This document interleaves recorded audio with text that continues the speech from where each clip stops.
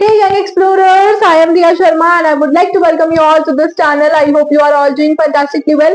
Today we are going to start with exercise 1.3. So without wasting any time, let's start right away. Here is question number 1 in front of you. अब इसमें हमको क्या करना है? हमको simply इस p by q form को decimal form में कन्वर्ट करना है, ठीक है। डेसिमल फॉर्म में कन्वर्ट करने के बाद हमको बताना है कि ये नंबर नॉन टर्मिनेटिंग रिकरिंग है, टर्मिनेटिंग है या फिर नॉन टर्मिनेटिंग नॉन रिकरिंग है। अब देखो हमको 36/100 को डेसिमल फॉर्म में करना है, ठीक है। अब डेसिमल फॉर्म में करने के लिए हम लोग क्या करेंगे, सिंपली हम लोग को चेक करना है कि डिनोमिनेटर में कितने जीरोस हैं, ठीक है। डिनोमिनेटर में यहाँ पे 2 जीरो है, तो हम लोग क्या करेंगे, दो नंबर्स के बाद पॉइंट लगा देंगे, विच मीन्स 0.36। डिनोमिनेटर में टोटल जितने जीरोस होते हैं उतने ही नंबर आगे हम हमारा डेसिमल लगा देता है। अगर आप इसको सॉल्व करके चेक करोगे तो भी इतना ही आएगा, लेकिन ये थोड़ा सा लेंथी पड़ जाता है। और जब भी हमारे डिनोमिनेटर में 10, 100, 1000 ऐसे नंबर्स होता है, तो इस केस में p by q फॉर्म को डेसिमल फॉर्म में कन्वर्ट करना थोड़ा सा इजी हो जाता है, ठीक है। हम लोग बस सिंपली चेक करते हैं कि डिनोमिनेटर में कितने जीरोस हैं और उतने ही नंबर्स आगे हम लोग डेसिमल पुट कर देते हैं। अब देखो हमें डेसिमल एक्सपेंशन भी बताना है, तो 0.36 क्या होगा, टर्मिनेटिंग होगा, क्योंकि ये एंड हो गया, ठीक है। So I hope this is परस्पिक्यूअस। अब सेकंड पार्ट में हमको सॉल्व करना है 1/11, ठीक है। अब 1/11 को आप लोग सॉल्व कर लीजिए। जब आप लोग 1/11 को सॉल्व करोगे तो हमको मिलेगा 0.09 बार, ठीक है। अब यहाँ पर डेसिमल के बाद 09 के ऊपर बार है, तो क्या इसका ये मतलब है कि 090909 ऐसे बार बार रिपीट हो रहा है, इसीलिए इसके ऊपर बार है ना। अच्छा, अब इसका डेसिमल एक्सपेंशन क्या होगा? मेरे अकॉर्डिंग तो ये नॉन टर्मिनेटिंग रिकरिंग है। नॉन टर्मिनेटिंग रिकरिंग मतलब देखो, टर्मिनेटिंग मतलब एंड, जो नंबर एंड हो जाएगा। फॉर एग्जांपल वी हैव 0.875, ठीक है। ये नंबर कंटिन्यू नहीं हो रहा है, इस नंबर का एंड हो गया, ठीक है। विच मीन्स ये नंबर क्या हो जाएगा, टर्मिनेटिंग हो जाएगा। लेकिन जो नंबर एंड नहीं होगा, ठीक है, फॉर एग्जाम्पल वी हैव 0.09 बार। अब देखो यहाँ पर 090909 ऐसे बार बार रिपीट हो रहा है और ये चलता जा रहा है, ये खत्म ही नहीं हो रहा। विच मीन्स कि ये क्या हो जाएगा, ये नॉन टर्मिनेटिंग हो जाएगा, क्योंकि इसका कोई एंड नहीं हो रहा है, ठीक है। तो जिस नंबर का एंड हो जाता है वो नंबर होगा टर्मिनेटिंग, और जिसका कोई एंड नहीं होगा वो होगा नॉन टर्मिनेटिंग। उसके बाद रिकरिंग, रिकरिंग मतलब रिपीट। जो नंबर बार बार रिपीट हो रहा होगा उसके लिए हम लोग क्या बोलेंगे, रिकरिंग बोलेंगे, और जो नंबर बार बार रिपीट नहीं हो रहा होगा उसके लिए हम लोग नॉन रिकरिंग और या फिर नॉन रिपीटिंग बोलेंगे, ठीक है।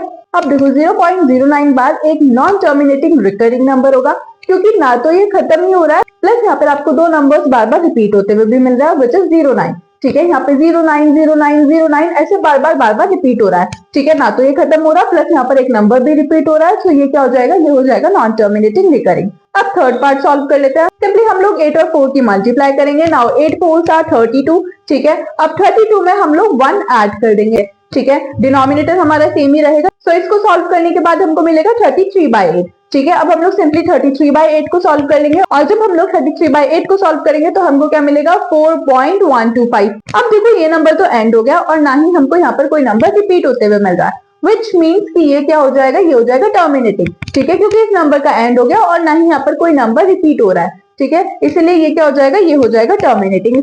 सो now let's proceed to fourth part, और फोर्थ पार्ट में हम लोग को सॉल्व करना है 3/13, ठीक है। जब हम लोग 3/13 को सॉल्व करेंगे तो हमको मिलेगा 0.23769, जिसमें से 23769 के ऊपर बार है, ठीक है। विच मीन्स क्या ये 23769 ऐसे बार बार रिपीट हो रहा है ना। 23769 23769 ये नंबर ऐसे ही चलता रहेगा, विच मीन्स कि इस नंबर में रिपीटेशन भी हो रही है, प्लस ये नंबर एंड भी नहीं हो रहा है, ठीक है। इसलिए ये क्या हो जाएगा, ये हो जाएगा नॉन टर्मिनेटिंग रिकरिंग। ना तो ये एंड हो रहा है, प्लस ये रिपीट भी हो रहा है, ठीक है। अब नेक्स्ट पार्ट में हमको सॉल्व करना है 2/11 को, और जब आप लोग 2/11 को सॉल्व करोगे तो हम लोग को मिलेगा 0.18।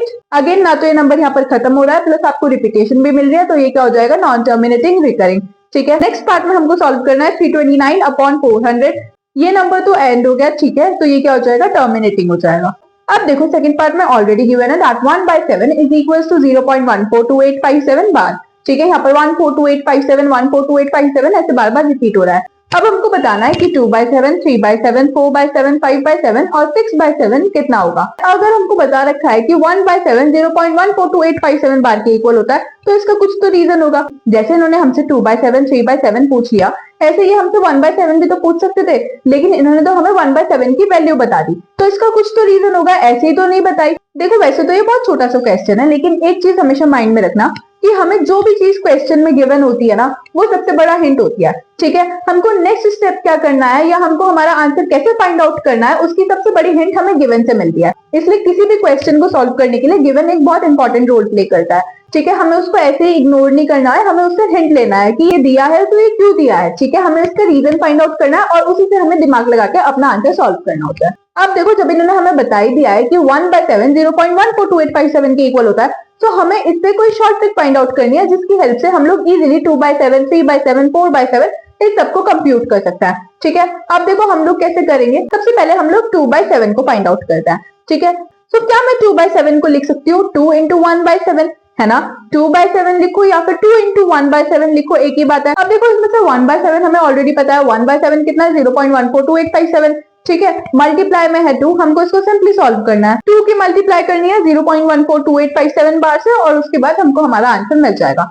अब ऐसे ही हम लोग 3/7 को भी कंप्यूट कर लेंगे। ठीक है, 3/7 को मैं लिख सकती हूँ 3 इंटू 1/7। 1/7 हमें ऑलरेडी पता है 0.142857। ठीक है, अब इसकी मल्टीप्लाई हम किससे करेंगे, 3 से करेंगे। तो जब हम इसको 3 से मल्टीप्लाई करेंगे तो हमको हमारा आंसर मिल जाएगा। उसके बाद हमको सॉल्व करना है 4/7। अब 4/7 को सॉल्व करने के लिए अगेन 4 इंटू 1/7। ठीक है, 1/7 हमें ऑलरेडी पता है और 4 इंटू 0.142857 बार, उसके बाद हमको हमारा आंसर मिल जाएगा। ऐसे ही हम लोग 5/7 और 6/7 को भी कंप्यूट कर लेंगे। ठीक है, बहुत इजी है, कुछ नहीं करना है, इसमें सिंपल मल्टीप्लाई है और कुछ नहीं करना है।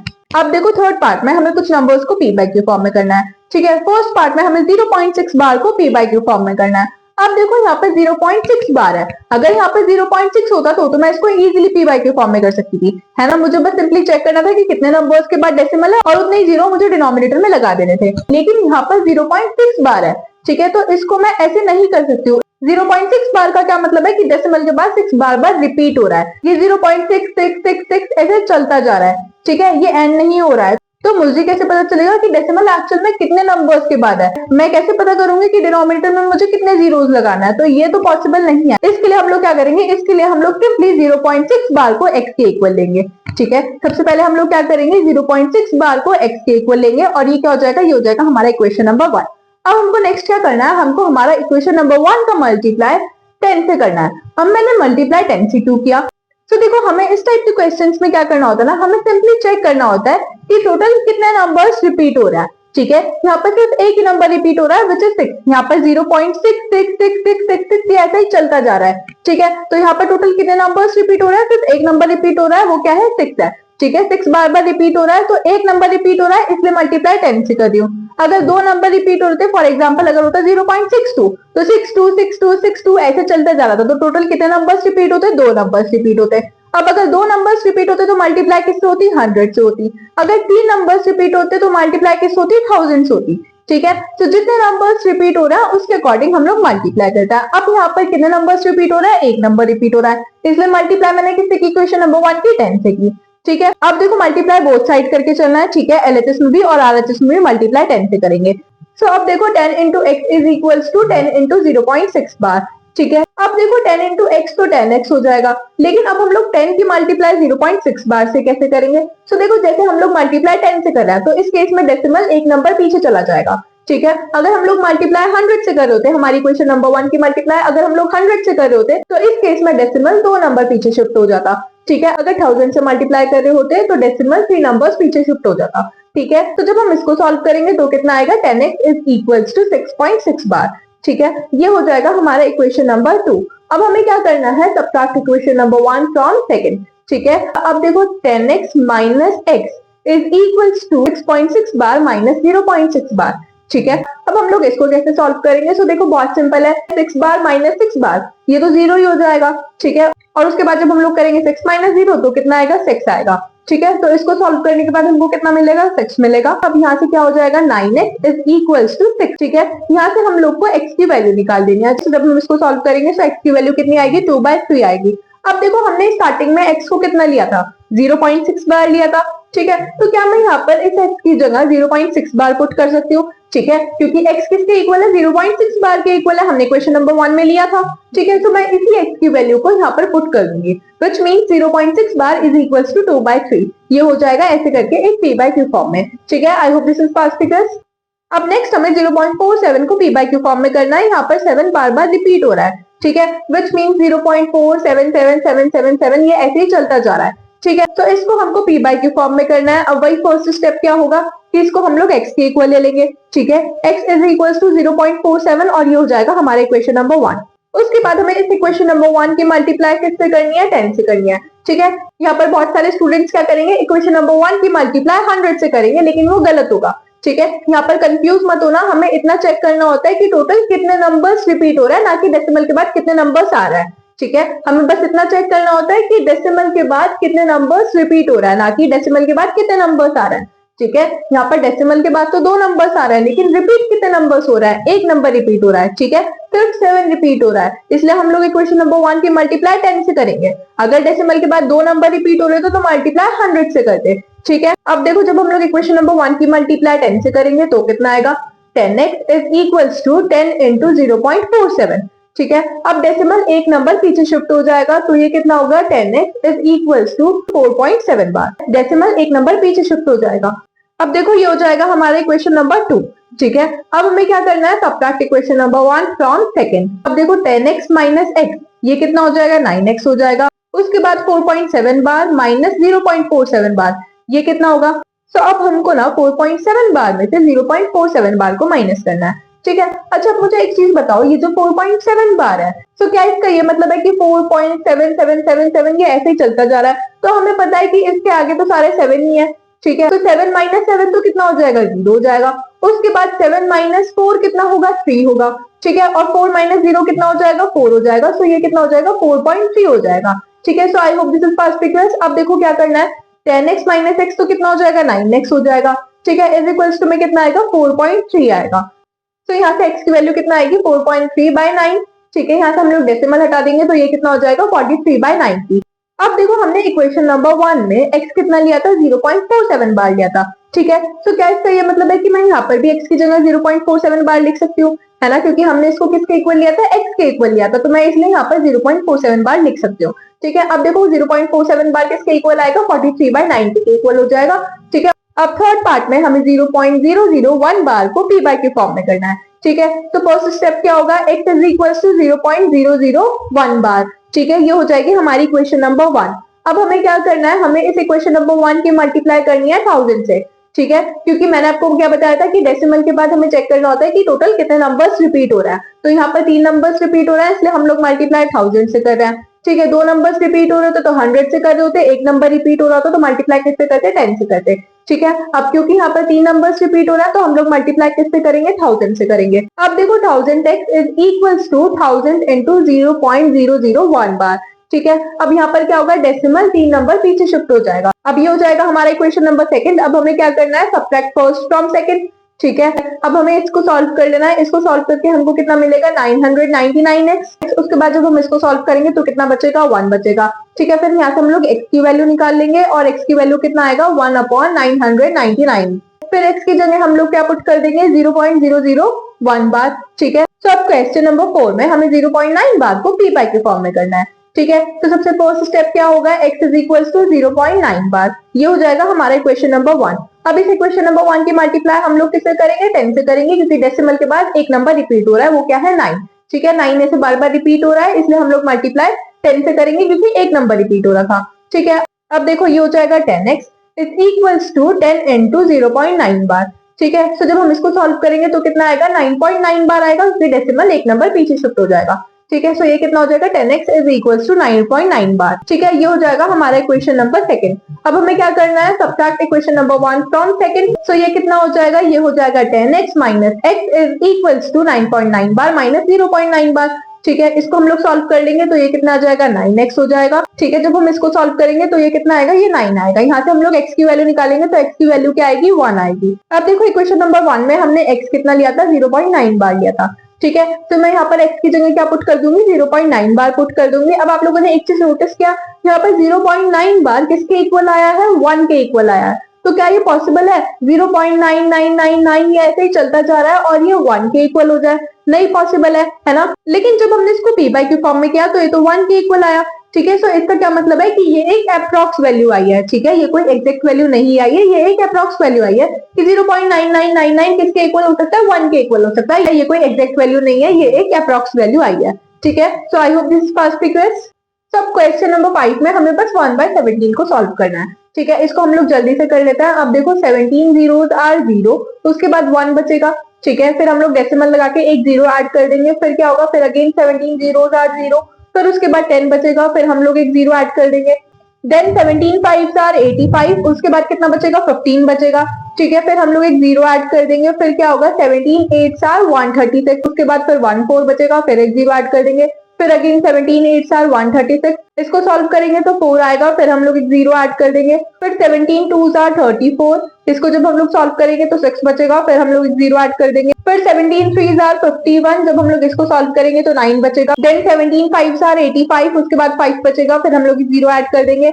ठीक है, तो फिर ऐसे ही हम लोग इसको सॉल्व कर लेंगे। ठीक है, हमको इसको तब तक सॉल्व करना है जब तक यहाँ पर हमको रिपीटेशन नहीं मिल जाता, जब तक नंबर्स रिपीट होना नहीं स्टार्ट हो जाते तब तक हमको इसको ऐसे ही सॉल्व करना है। ठीक है, तो अब क्वेश्चन नंबर 7 में ना हमें 3 ऐसे नंबर्स लिखना है जिनका डेसिमल एक्सपेंशन क्या होगा, नॉन टर्मिनेटिंग नॉन रिकरिंग होगा। अब नॉन टर्मिनेटिंग नॉन रिकरिंग तो हमारे इरेशनल नंबर भी होता है, और इरेशनल नंबर तो वो भी होता है जो एक पैटर्न फॉलो कर रहे होता है ना। जो भी नंबर एक पैटर्न फॉर्म में होते हैं, जो भी नंबर एक पैटर्न फॉलो कर रहे होता है, वो क्या होता है, वो हमारे इरेशनल नंबर होता है। तो बस हमें ऐसे कोई भी 3 नंबर्स लिख देना है जो कि पैटर्न फॉर्म कर रहे होंगे।